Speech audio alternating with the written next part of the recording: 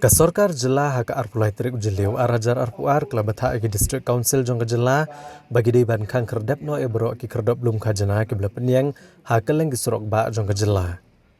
Menteri Ketenat District Council Affairs Uba Lakman Rumboy habaikan bekelat patai kubor uloong bayakani karai lashim kejingelang kabalalum da Menteri Rang Ba Kejelau Konrad Kongkal Sangma ha kabalaidon lang usumbut Menteri Rang Ba Kejelau Ba Preston Tensong bat ki Chief Executive Member jangka Khasi Hills Autonomous District Council bat ka Janti Hills Autonomous District Council.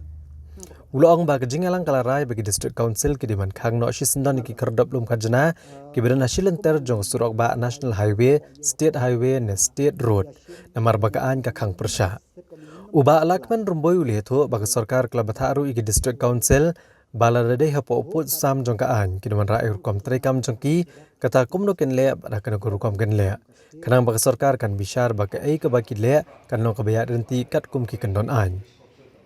Habakali la sarkar ka shem ba ka jing penyang kerdap lum khajna ki District Council kalong ka babean em namar bagi District Council ki juyo ka bahak khajna nak sarkar jela.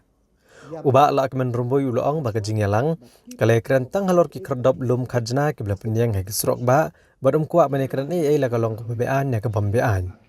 Namar ki District Council ki dan la ka jong ka bor banchim ka khajna kumbala pun ku bor ka an rekaan ka khang persyapat ban bu ki kerdap lum khajna haki surok ba.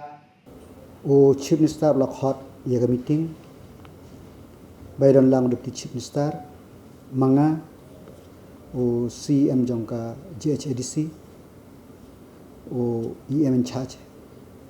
GHADC o Deputy CM jongka GHADC halor ka wake issue katak issue ka long ba ki nakbanta ki toolkit ki badon ha ki highway ki state road bat ki state highway ha ka ba la rai ha ko be jingmut ba yakin ki toolkit jong ki discouncil deban khang no sisindon yakane lale ngim tuklar yaka jington hok jong ki discouncil ban shim yakano kono ka tax lane kano kono ka levy kabade hapo ka jurisdiction ka jong ki henry banbu yaki gate ki toll gate hasil ter ki highway lane ki state highway lane ki state road ka ain ka khang persya den ta kada deban khang sisendon but haka meeting nila ongro ya ki discouncil ba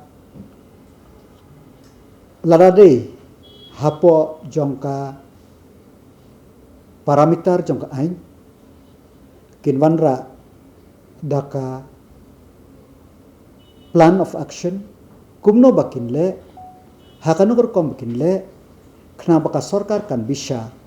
ba kanu kono ko bale kan long in conformity bat ka ai kanu kono ka balong ka ba persya ya ka ai ta kibriu kilapan ujor ka ai khna baka ai kan pe ban bisha ya kita namar ba